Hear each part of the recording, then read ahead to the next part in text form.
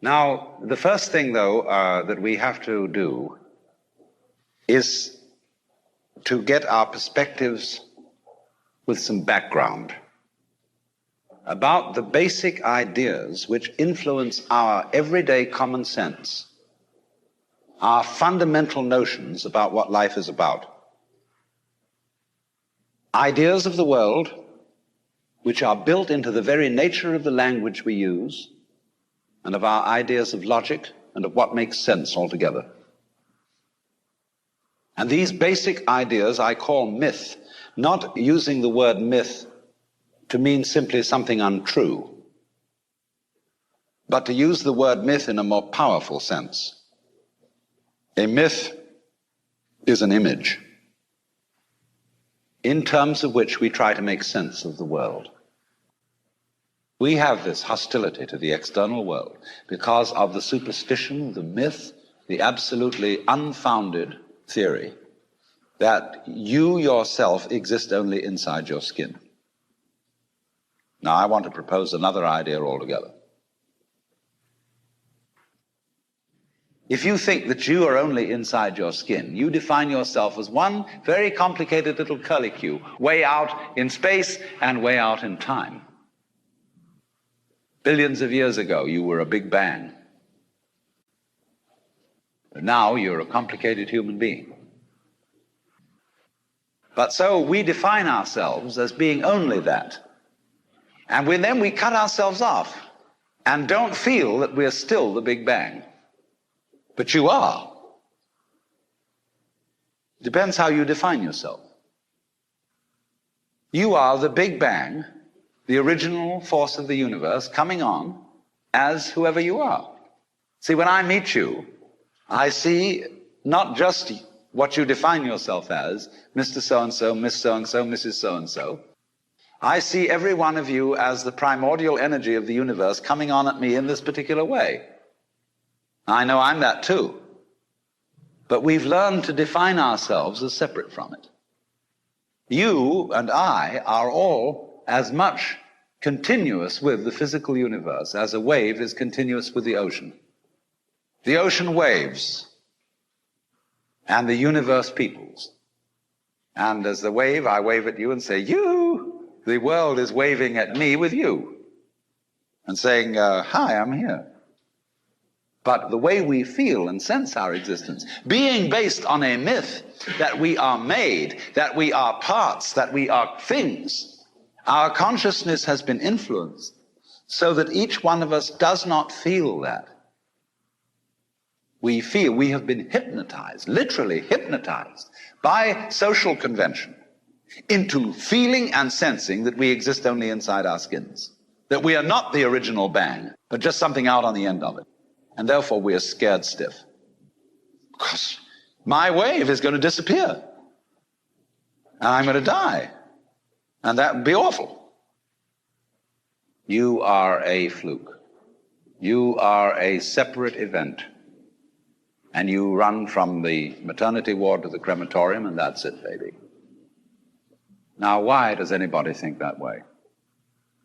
There's no reason to, because it isn't even scientific. It's just a myth.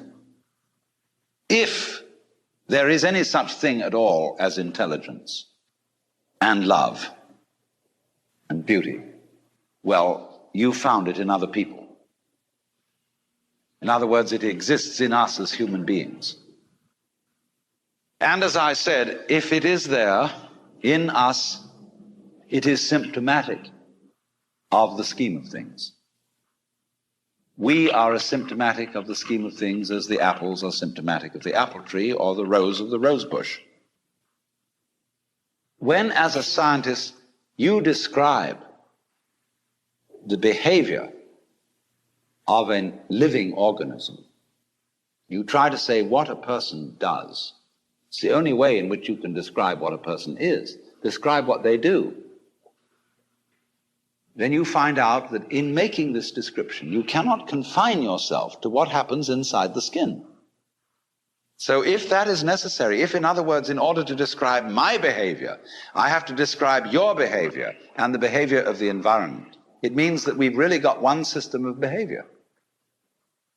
that what I am involves what you are. I don't know who I am unless I know who you are.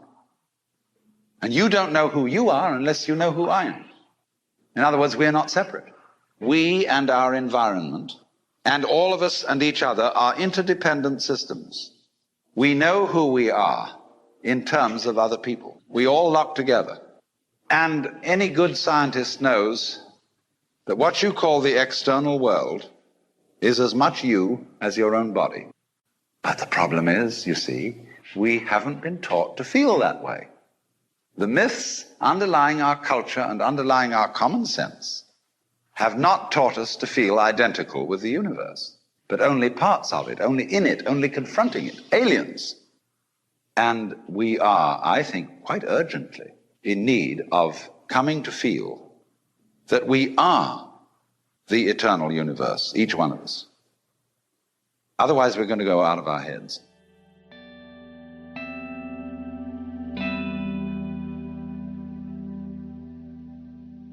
Now, if we go to each person in this room, every person will have a story about a moment of that recognition that things aren't the way they seem.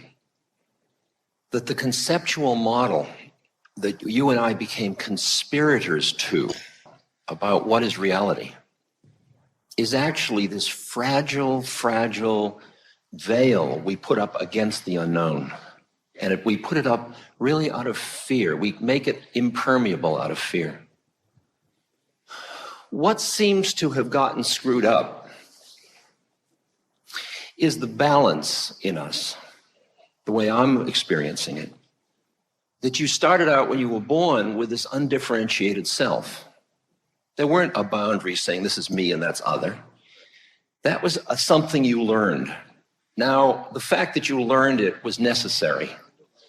And you learned it, and it had a genetic origin, it had a environmental origin, because your parents all thought they were somebody, and they took you into somebody training. I mean, that was part of the culture you lived in. We were born to a family that thought they were somebody. I mean, really thought it, not just relatively, I think I'll play somebody. They thought they were somebody. And they thought, I'll train my child to be somebody. That's the best thing I can do for them. And the more special you are, the better somebody you are. So you and I got trained into somebody specialness, because this is a culture of somebodies, where your identity is with your individuality, not your identity as part of the unity of things. I mean, it's interesting that people are waking up to their interdependence, while other cultures always lived with their interdependence. The Native Americans always knew they were interdependent. And we're suddenly, wow, we're interdependent. Wow, imagine that. Well, physics is right, you know.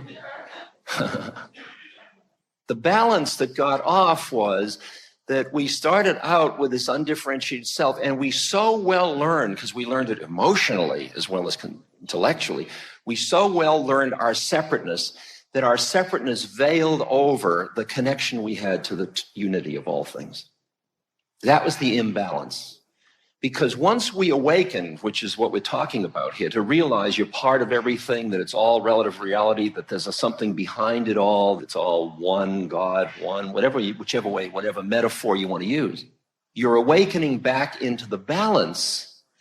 And at first, when you recognize that there's a unity behind the diversity, the whole awakening metaphor tends to pull you towards pushing away at the diversity and grabbing at the unity, because you've lost it so far and you want to taste it again, because when you experience the unity, you feel at home in the universe. Because you are the universe. How could you be not at home? And you're not vulnerable. You're not afraid of death, because where are you going to go? But then you realize somewhere along the way that to just acknowledge the unity, to acknowledge the non-conceptual part of your identity, to acknowledge your divinity, that itself, and to push away your diversity, to push away your incarnation as a separate entity, that's imbalance too. It's imbalance the other way. And you then begin to see the exquisiteness of the human incarnate. the potential of, as Christ said, being in the world but not of the world. The potential of being fully yourself as a diverse, unique entity and fully everything. That you and I have the capacity to live on more than one plane of reality simultaneously. So one of the things we know is something about the unity that lies behind the diversity. Something we know tells us about the formless that is within or behind. I mean, all those are just metaphors about form and formless, two sides of the same coin, whatever you want to call them. And the predicament is that that part of our identity, which is known by our senses and our thinking mind, that is, those parts of our identity that we can objectify, since you sense something and you think about something, those parts have fascinated us so much that they are like loud trumpets that have overwhelmed us so that we haven't heard what the Quakers call the still small voice within, which is that part of ourselves which is not object, but which is subject, which is not knowable, it is just beable. It's like the flashlight which you shine on this and that, and you say, oh, it's that, oh, it's that, oh, it's that. But the one thing the flashlight can't do is shine on itself, so that you never see that which is seeing. So that part of you that is just the seer, the wisdom, the source, the subject, you never notice it because it's not noticeable. It's just beable. Realizing this, what the journey becomes is one of extricating yourself from your definitions of yourself.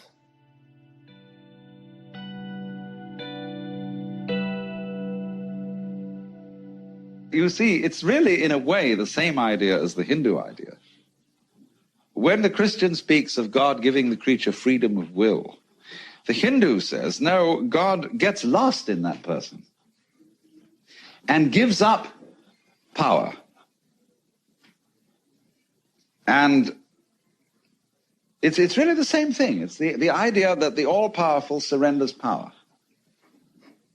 So that the more you give the power away, what you're really doing is you're othering yourself. Now, the more you other yourself by giving power away, the more of a self you are, because self and other are reciprocal. So you find that people who, through a sadhana, a yoga discipline, have overcome their ego, have transcended the ego, are tremendously strong personalities. You would think, theoretically, they would all be non-entities and to lack entirely what psychologists call ego strength. But actually, they're nothing of the kind. They are, every one of them, unique. They're all quite different from each other. And they are very, very, what I would call, strong characters. Because the more they have given it up, the more they get it.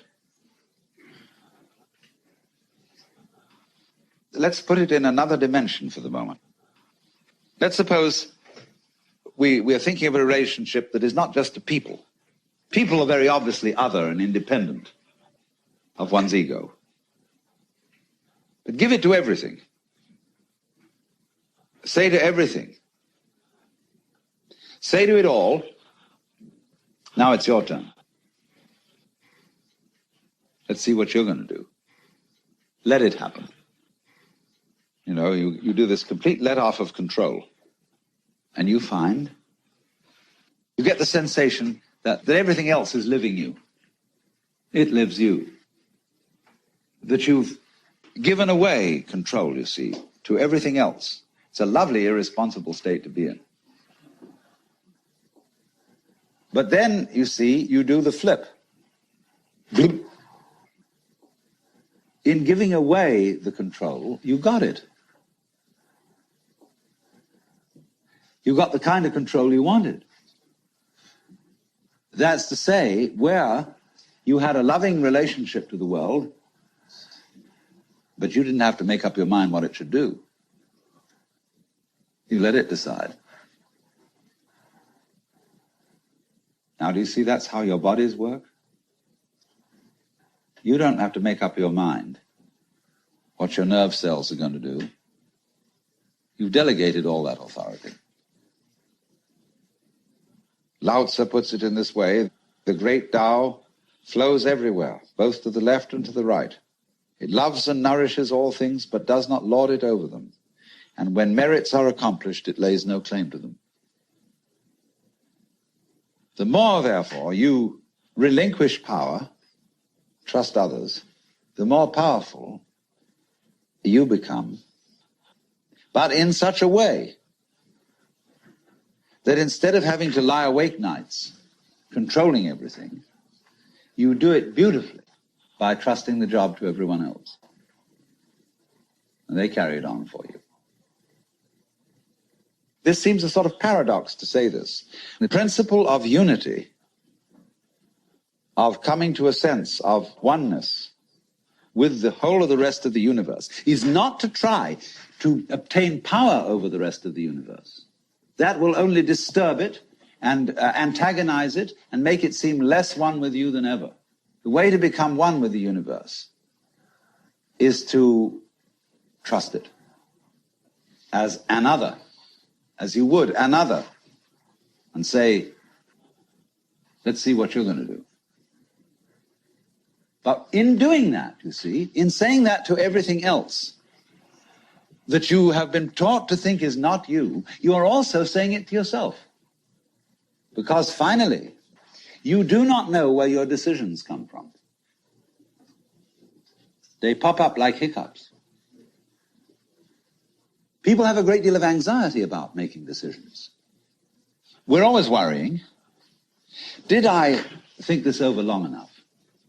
Did I take enough data into consideration? And if you think it through, you find you never could take enough data into consideration.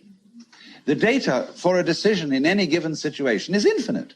So what you do is you go through the motions of thinking out what you will do about this. And then when the time comes to act, you make a snap judgment. It's amazing how often it works. But warriors are people who think of all the variables beyond their control and what might happen. So then when you make a decision, and it works out all right, I think very little of it has much to do with your conscious intent and control. But somehow or other, you are able to decide and control things more harmoniously if you delegate authority. That's why very great businessmen are those who can delegate authority, trust others to work for them, because those are people developing businesses on the same basic structure that is fundamental to a living organism, delegation of authority. It loves and nourishes all things, but does not lord it over them. And you see, the more you let go of it and trust it, as if it were quite other than you, the more you realize the inseparable identity of self and other. If you try to find the identity of self and other by subjecting other to self, no go. If, on the other hand, you find it through giving self, that is control, over to other and trusting that, you may make a mistake. You may make a bad gamble. But in the long run, you're acting on a principle which has the backing of evolution. This is the way biological evolution goes on. Constant delegation of authority.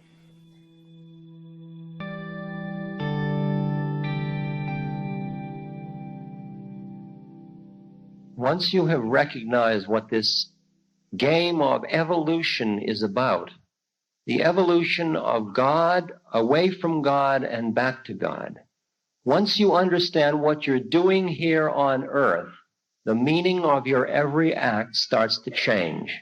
And pretty soon your whole life is designed towards awakening, because you understand that only in your own liberation from your attachments and clingings, not your responsibilities or your incarnation or your love, but from the clinging and grabbing, that only in that freedom lies the cessation of suffering. And it's only when you do as Christ admonished you to, know the Father, not talk about him, not just pray to him, but open yourself to become it. Only then does the whole thing fall into place. And there's nothing else to do. There isn't any other game in town. There's nothing you can offer me that holds a candle to this process. And in order to go this journey, you finally demand of yourself the discipline of body, heart, and mind. The quiet mind, that's why you meditate. The open heart, that's why you practice devotion. The strong body, it's why you concern yourself with your diet and your way in which you keep your body and maintain it. Because when the Spirit of God enters you, you have to be able to withstand the power and the intensity of love, the brightness, the blinding brightness that would wither you were you not prepared. And all of yoga is the preparation to, in truth, become the bride of God. That's what it's about. That's what your births are about. That's what this life is about. And only you know in your heart what you have to do, because the Spirit speaks through your innermost being. It doesn't speak through some guy up here. I'm speaking, you are hearing, each of you is hearing a different thing that you need to hear. It is not for you to hear what I hear, it is for you to hear what you need to hear. For the simple rules of this game are, listen to your innermost voice no matter what anybody tells you about how it ought to be. If this sounds like baloney, it's baloney. If it sounds clear and in harmony with your inner being, you tune to it. The minute there's a vibration in me that doesn't feel right, trust your heart. Don't trust me. You trust your own inner voice. You may make many errors trusting your inner voice by hearing the wrong voice. There are thousands of voices. Your ego will constantly mask itself as your spirit and saying, listen to me.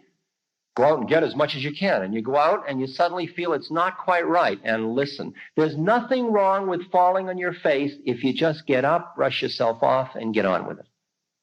If you spend all this time in unworthiness and guilt because of all the stuff you've done that's gone against that inner voice in you, and this isn't man's morality now, you're just making choice after choice to go further away from God. Give up the guilt, give up the unworthiness, give up the self-pity, give up the anger, give up the greed, give up the lust, and every time you meet it again, give it up again. Here, Christ, you take it. That's what he went on the cross for, to take that stuff from you. That's what Kali is there for in the Hindu tradition, to take that stuff from you. That's what the guru is there from, to take it from you. But you got to want to give it up. You get to the point in this game where everything in you that is keeping you from getting home, you say, forget it. You're looking at a map, and every side road, no matter how pretty the mountains, if it's not getting you home, it doesn't interest you anymore. First rule, listen to your inner voice. The second rule, be honest with yourself. The predicament is that you listen to your inner voice and it leads you to a path, and then you outgrow it, and you don't want to admit you've outgrown it because you made a big investment in it. And you must be willing to stand naked as a newborn child again and again and again and again and again and again. The name of this game is surrender. Surrender of who you think you are and where you think it all is over and over again. Because what you see from 1,000 feet is not what you see from 2,000 feet and what you see from 3,000 feet. Truth and trust. Truth and trust. And that trust in your inner voice is based on the faith that there is a divine law which guides you, of which you are part. When you look up, when you say, God know me, God help me, free me, God help me, that action of raising a hand, of reaching out, that's man's will, is what elicits grace. And grace is all of the beings on other planes or on this plane who are there only specifically to liberate you. But they are not living in time, and there's no rush from where they're sitting. So they're not going to come get you. You've got to initiate the action. Every morning at 4, Buddha would look out over all the Buddha fields to see who was ready for enlightenment. Who was ready? Christ says, where 2 or more are gathered in my name, there I am. You got to call me, then I come. That's the grace. The grace is drawn by you. And it's by you saying, I see my predicament, I want to get out, help me. Not with self-pity, but I'm ready to be counted. I am ready to stand naked before God. I am ready to come to the Father. I am ready now. I am ready to convert my life so the whole process is one of awakening. I am ready. I will lose myself 1,000 times into lust, greed, doubt, fear, anxiety, etc. And 1,001 times I will awaken and get up. And I won't waste time in guilt and shame. I'll just get on with it. That's the secret of the whole game.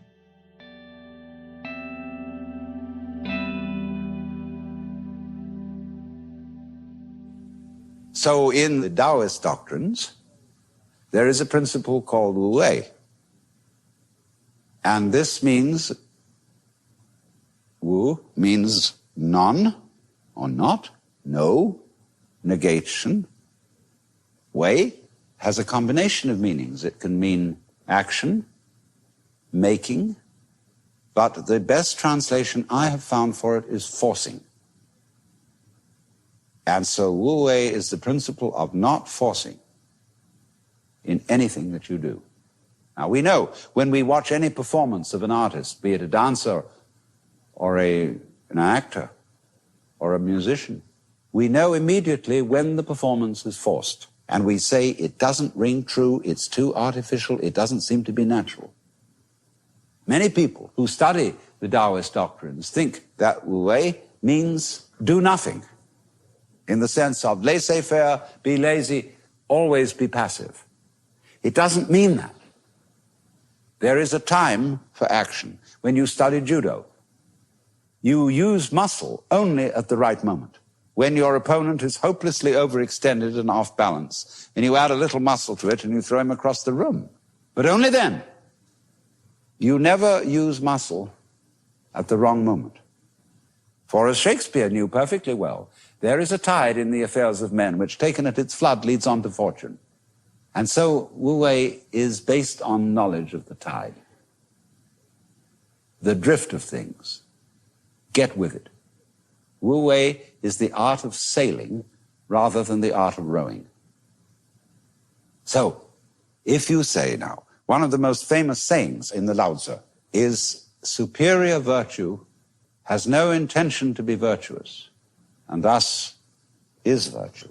Inferior virtue cannot let go of virtuosity, and thus is not virtue. So one could also say, the real Wu Wei is not intentionally Wu Wei, and so is Wu Wei. But inferior Wu Wei so tries to be Wu Wei that it isn't. In other words, this is saying Wu Wei is not a matter of cultivated passivity or even of cultivated spontaneity. You have to be able to realize that you don't know what you really want to do until you are very quiet and it tells you. So, to quote Jesus, unless you become again as a child, you cannot enter the kingdom of heaven. But understand heaven in a very literal sense. See, we are in heaven now because the earth is a spaceship. and heaven is space. That's what is important. Most of us don't know this, but do you know you are much more space than you are anything else? Space, which nobody can define, nobody can imagine, appears to be nothing, is the foundation of the universe. But you have to become again as a child to see that. So we get a funny feeling because everybody knows what it's all about, only they won't admit it. Being brought up is being taught not to admit it, that you know very well what's going on.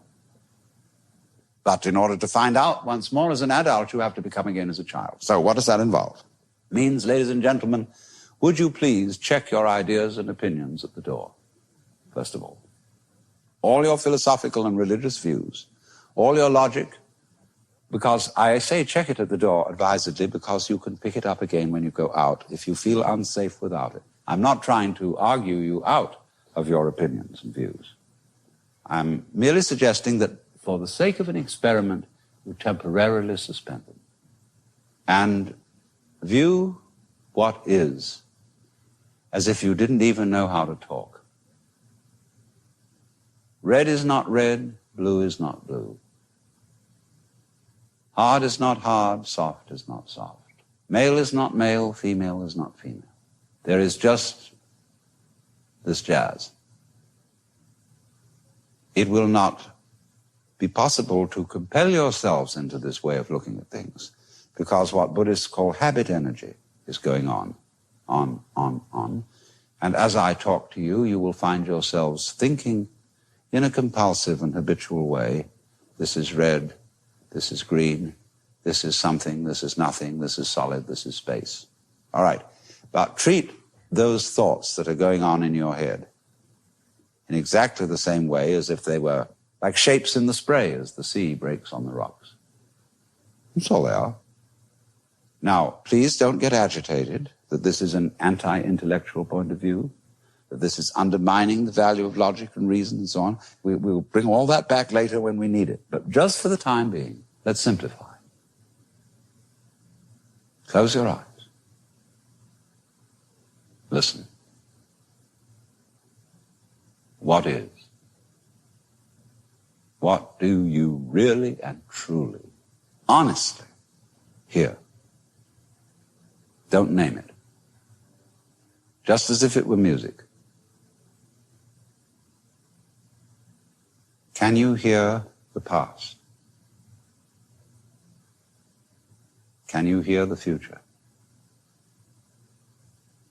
Can you hear the listener?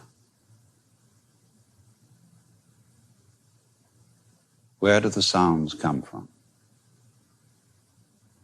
Ears alone, please. Look, Mama, no hands. Let them tell you the truth. Really listen. Dig that sound.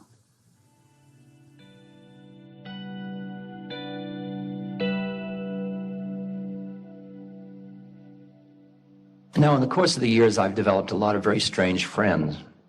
And one of them is a being named Emmanuel. And Emmanuel is interesting because Emmanuel doesn't have a body. He's a being on another plane, and he speaks through a woman named Pat Rodegast. And Emmanuel had a good teaching. Let me read you one of the things he said to me. He said, "You're here because you chose to be here, because this is a learning place. Each lifetime is a wonderful opportunity to expand your consciousness and to move closer, ever closer to your oneness with God. This happens in very small stages. First, oneness with self, oneness with your human community, then oneness with God. It cannot be done in one blinding flash. It would be too incomprehensible, too confusing. So be patient. When we choose to come back, we construct an embryo to hold within us the areas of distortion that we need to work on. Then we choose our infinite environment to act as a catalyst to bring out these areas. So you were where you needed to be as a very small child. So accept the distortions in you, because when you accept them, you can transform them. That's what life is about. You're here to find these areas of imperfection, to understand them, to love them, and to educate them into reality, which is truth, light, love. If in the transitional period you find things in yourself that are not perfect, don't blame yourself. Celebrate. So in effect, what Emmanuel said to me when I said to him, Emmanuel, what work do I have to do now? He said, Ram Dass, you're in a school. Why don't you try taking the curriculum? He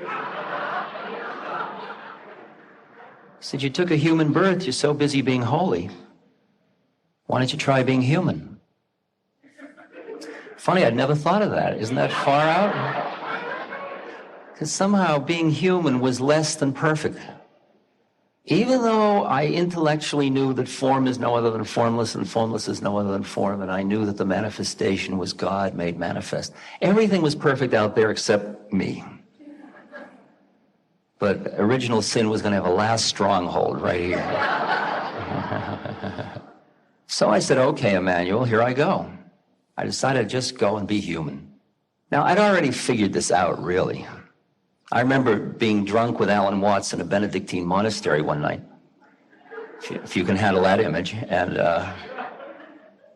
Alan said, you know, the trouble with you, Dick, and you know you're going to get real truth at a moment like that. It's like 3 a.m. He says, you're too attached to emptiness.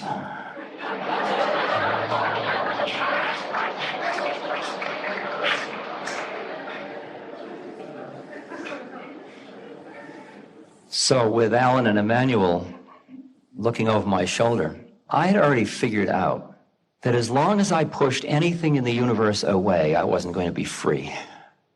And I saw that the game wasn't getting high, the game was being free. And that free included the highs and the lows. Free included it all and everything, as Gurdjieff said. Not, this is all God, except that. You just can't get stuck in those places. It's not good enough. That lovely line of G. Manly Hall, he who knows not that the Prince of Darkness is but the other face of the King of Light knows not me, says God. And if you're going to aim towards one, you can't get stuck along the way at two.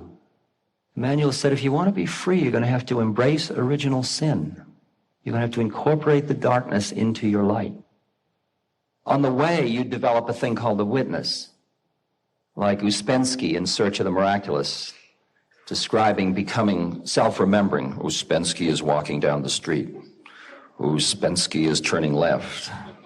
Ouspensky is and then Ouspensky saw his tobacconist, and he remembered he needed tobacco, and 2 days later he remembered he was doing the experiment. Oh, I need tobacco. That was the end of the experiment. That's witnessing, and you can do that up to a certain point, but then the witness is just another part of your ego, really. It's just part looking at the other part. And finally, you witness the witness, and that's a kind of a meditative technique you turn in on yourself. And behind all that, there's just a place. You can't even call it a place. It's just like sky. It just develops this kind of a context, a frame of reference of isness. It doesn't have any quality to it. You can't say it's happy or sad or watchful, or it's not looking, but it's seeing. Just is. It's the Tao. It's the way. And what happened now when I was open to my personality stuff, really open to it, I was no longer holding on to that space, but it was still there. It was there in a different way, though. It wasn't there to push away the pain. It was there along with the pain. Something that is still really coming out more clearly to me was that the movement from knowing the world through conceptual structures and knowing it another way, which we could use, the Western word we often use is intuitively. I have felt that the problems that we kept creating with our rational minds were only going to be solved by our intuitive connection to the universe. And I kept looking for intuitive training to connect with that deeper and deeper part of my being that just knows. It's not one that knows it knows. It just knows. It knows because it is. It is. And when I was in that intuitive domain, everything in the universe is subject. When I'm in my analytic conceptual mind, the universe is object. I'm always one thought away from where the action is. So that I could see that my thinking mind was a it reinforced my sense of separateness. And that I didn't want to get rid of my thinking mind, but I wanted to have it around like, hey, you, I need you. I wanted to change the thinking mind from a master into a servant, so that I didn't have to think all the time, because I had always thought all the time, because I was paid for thinking all the time. And it got very complicated for me, because as life gets as real as it is, it's very hard to rationally think through everything. It's awfully complicated. So I have been sort of really opening to my intuitive way of doing things. So I just respond much more whimsically, without any reason for doing it particularly. Sure, I'll do that. No, I won't do that. Why? I don't know. Well, shouldn't you? No. If you can stand that original confrontation, you mean you're not being rational? No. You mean you trust, but don't you know what you're full of? Yeah, but behind that, I know. But you know you know? No. And you still trust? Yes. I don't know. I mean, you recognize this dialogue. It's a dialogue you have with yourself, actually. And it gets extraordinarily exciting when you just say, well, here we go. I'm going intuition. But the problem that I ran into for some years was that the doorway to the intuition is through the human heart. And I was trying to leap into cosmic love without dealing with emotionality, because emotionality was a little too human for me. And what I experienced was that I had used pushing away my humanity to embrace my divinity. And then I wanted to be intuitive, but the intuition, the impeccable warrior intuitive action, has to come from a blending of humanity and divinity. And until I could accept my humanity fully, my intuitions weren't going to be fully in harmony with the way of things. And I began to feel that what my freedom was going to lie in was the creative tension of being able to see simultaneously the perfection and also to experience the pain. To see that there was nothing to do and to work as hard as I could to relieve suffering. To see it was all a dream and still live within the reality of it. That creative tension.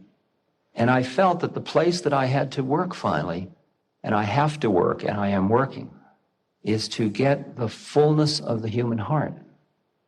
There's an image of a Buddha statue with a tiny smile at the edge of the lips, and it's known as the smile of unbearable compassion. It's a way in which you can open to how it all is, the horrible beauty of it all, and you can bear it.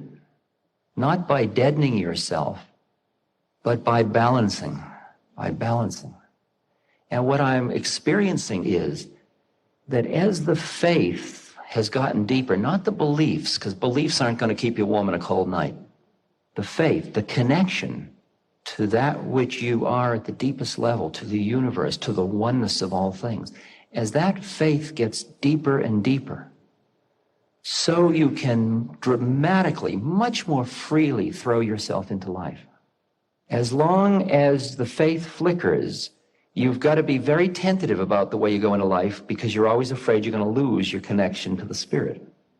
But when that faith is really strong, you can say, here I come, wow. It's a big one. It's a big one. It's a big one, embracing humanity. Not embracing humanity, embracing my humanity.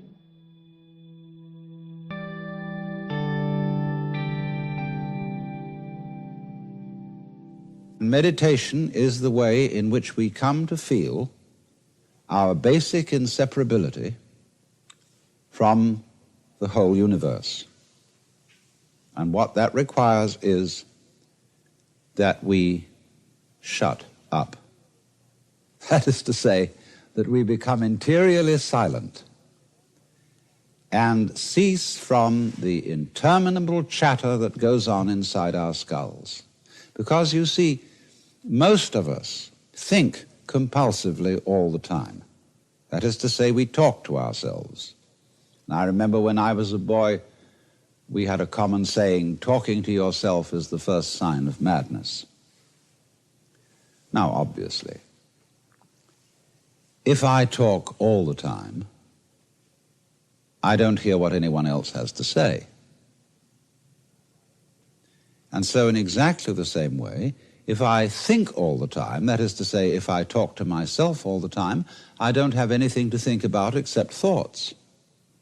And therefore I'm living entirely in the world of symbols, and I'm never in relationship with reality. All right, now that's the first basic reason for meditation. But there is another sense, and this is going to be a little bit more difficult to understand, why we could say that meditation doesn't have a reason or doesn't have a purpose. And in this respect, it's unlike almost all other things that we do, except perhaps making music and dancing. Because when we make music, we don't do it in order to reach a certain point, such as the end of the composition. If that were the purpose of music, to get to the end of the piece, then obviously the fastest players would be the best. And so likewise, when we are dancing, we are not aiming to arrive at a particular place on the floor, as we would be if we were taking a journey. When we dance, the journey itself is the point. When we play music, the playing itself is the point. And exactly the same thing is true in meditation. Meditation is the discovery that the point of life is always arrived at in the immediate moment. And therefore, if you meditate for an ulterior motive, that is to say, to improve your mind, to improve your character, to be more efficient in life, you've got your eye on the future and you are not meditating. Because the future is a concept. It doesn't exist. As the proverb says, tomorrow never comes. There is no such thing as tomorrow. There never will be, because time is always now. And that's one of the things we discover when we stop talking to ourselves and stop thinking. We find there is only a present, only an eternal now. So it's funny then, isn't it, that one meditates for no reason at all, except we could say for the enjoyment of it. And here I would interpose the essential principle that meditation is supposed to be fun. It's not something you do as a grim duty. The trouble with religion, as we know it, is that it is so mixed up with grim duties. We do it because it's good for you. It's a kind of self-punishment. Well, meditation, when correctly done, has nothing to do with all that. It's a kind of digging the present. It's a kind of grooving with the eternal now. And brings us into a state of peace where we can understand that the point of life, the place where it's at, is simply here and now. And so, in this way then, if you chant it,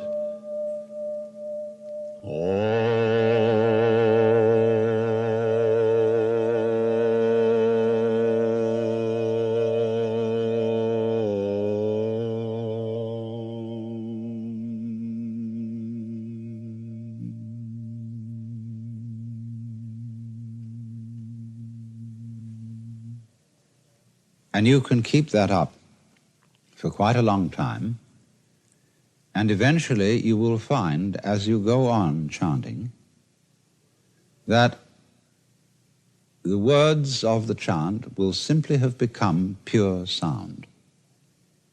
And you won't be thinking about it. You won't have any images about the sound going on in your mind. You will simply become completely absorbed in sound, and therefore you will find yourself living in an eternal now in which there is no past and there is no future and there is no thing called difference between what you are as knower and what you are as the known, between yourself and the world of nature outside you. It all becomes one doing, one happening. But you see, to go out of your mind at least once a day is tremendously important, because by going out of your mind you come to your senses. And if you stay in your mind all the time, you are over-rational. In other words, you're like a very rigid bridge, which, because it has got no give, no craziness in it, is going to be blown down in the first hurricane.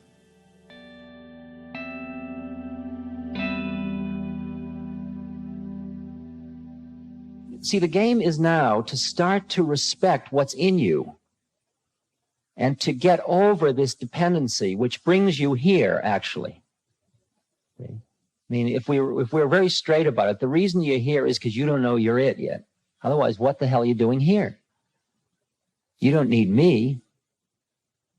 I'm only here to remind you that you're it. If I do my work perfectly, you walk out of here feeling stronger than you walked in. With the breathing exercise, with the following of the breath, with a couple of books of the words of people who've made it, and with the needs of your incarnation in terms of the needs to help beings around you to alleviate suffering and to take care of your body and alleviate your own suffering, you have all the ingredients you need to become totally realized. So everything from then on is your own lack of faith, which you can recognize. You can go take a course in meditation because you say, I just need help. I need some support. I'm not strong enough. But don't cater to that thing. Don't get desperate, because it's still a cop-out. Now, at first, what will happen is your meditations will start to give you that quiet space, or your week-long retreat will give you that quiet space. And then you will come back into the world, and immediately the stuff will start to happen to you again, and you'll lose the space. And you'll say, I came down. And you'll see down as less close to God than up. Fallacy. Down and up are all part of the journey. When you go on a road, you will notice that the road dips and rises and dips and rises, but the road's always moving in a certain direction. I think you're beginning to recognize that your depressions, your down states, in fact, every state that happens to you all the time is part of the process, if you will just give it space to be that, rather than saying, if I only didn't have that, I could go on to God. It's all energy. It's all patterns of energy. There are teachings in every state you have. You see about your attachment to pain, your attachment to suffering, your clingings. You get to see all of them in vivid technicolor. Now, in fact, the only reason the marketplace brings you down is because of your own desires. If you didn't want anything, as I said before, New York City and a Himalayan cave would be exactly the same place. You are only brought down by your own attachments. And the point is that at first, it's nice to get away from the stimuli in the environment that keep seducing you into involvement at that level. But don't conclude because you end up being pure and light's pouring out of you and everything's so light and you're feeling different that you're all done. You come back into the marketplace, and after a little while, if you come back and those vibrations are there and those seeds in you are not cooked, and just because they disappeared doesn't mean they're cooked, it just means they went underground.